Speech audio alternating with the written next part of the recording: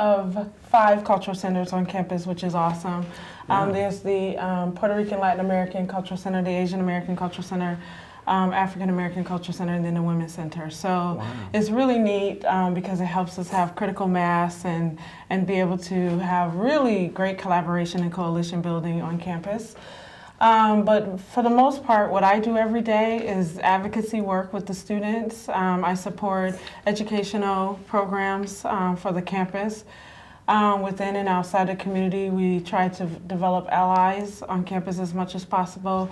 We have various different groups for students to be a part of, to explore or look at or recognize their social identities, especially around sexual orientation and gender identity and expression. So we do a ton of stuff, a lot of education, a lot of outreach and so forth. So yeah, that's very cool. Yeah.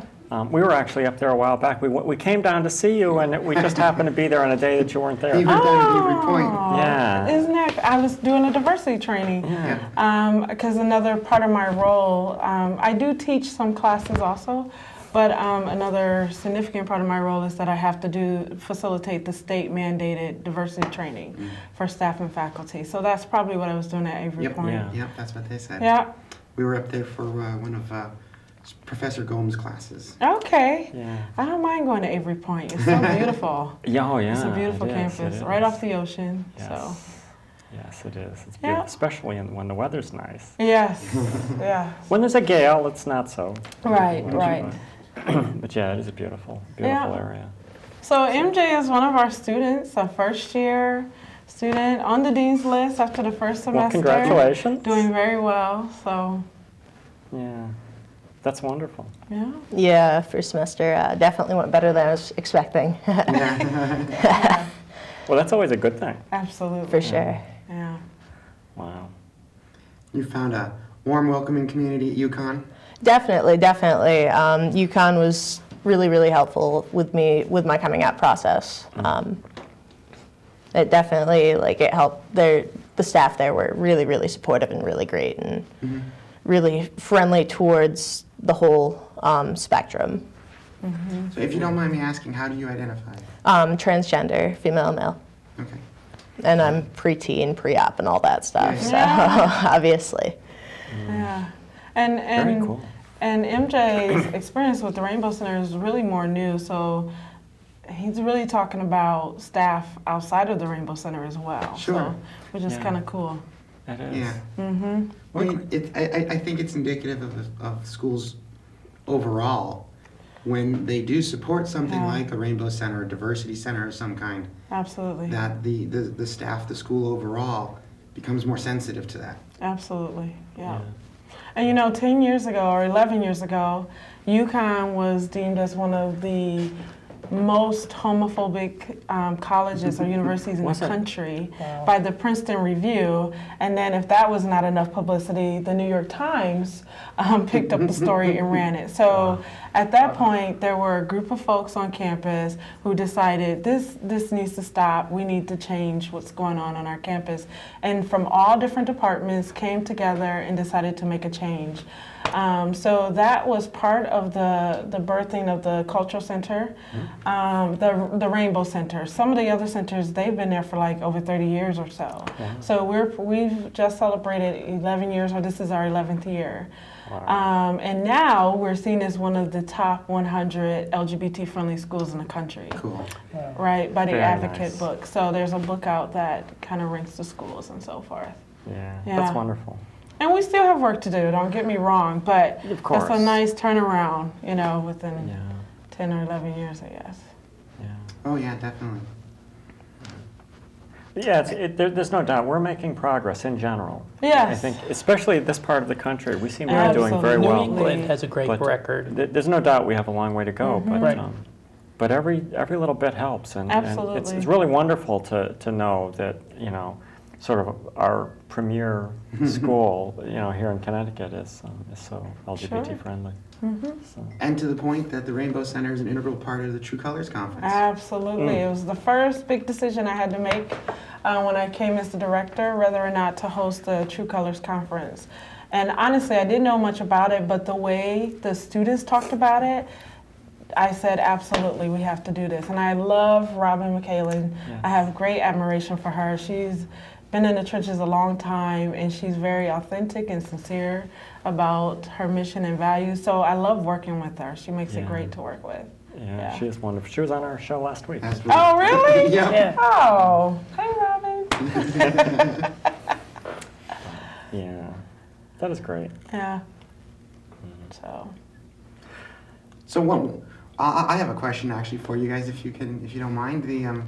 One of the things that seems to be in the news a lot lately when it comes to colleges and LGBT youth, specifically trans youth, are the dormitories and dormitory setups. Oh, yeah. What's going on at UConn? Well, do you want to share yours, and then I can add to that? Well, I just actually this semester moved into gender-free housing.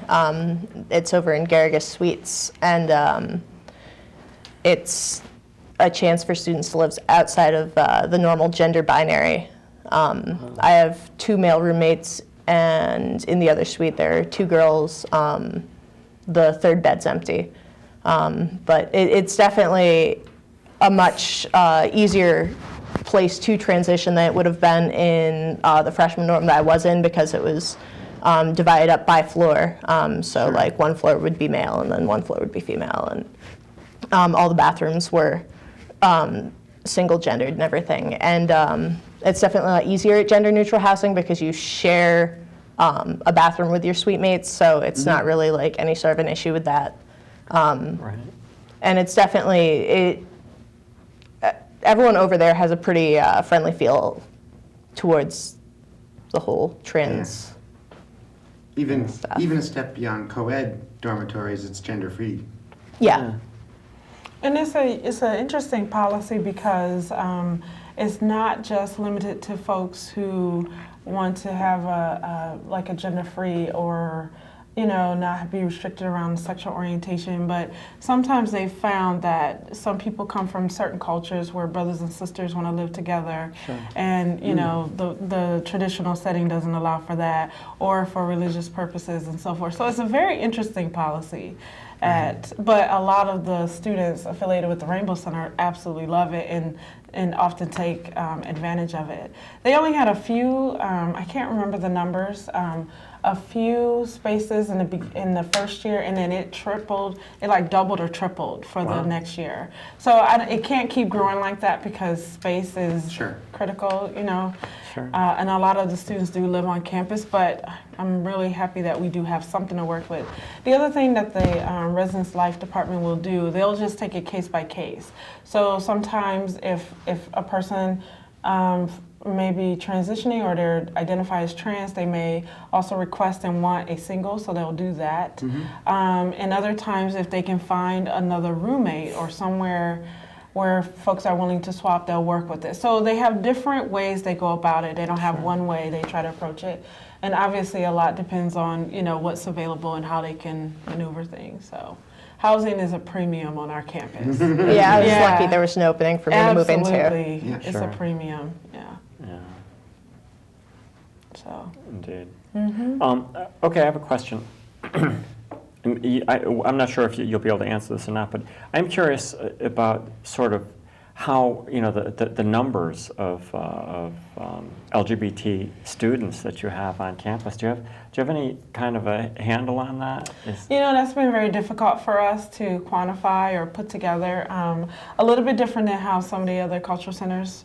And so we're trying to figure it out because we're also trying to figure out what are some great strategies to work with the admissions office. So we're trying to figure out how we can do this, and because what we found, it's like when students sign up for housing and their parents are standing over them and they want to say smoking or non-smoking, the student is going to say non-smoking, but they really want the smoking room. And so in some ways it's similar because they may not be out to their family, or they may not be. And also even the orientation staff is wonderful. They give them an opportunity to join our mailing list as they go through. But if they just have the groups there and say, does anyone want to join the Rainbow Center? People are a little more shy about it, but we get tons of the forms throughout this, so they must have changed how they've allowed people to sign up for it, because we get a lot of folks when they're going through orientation to sign up for it.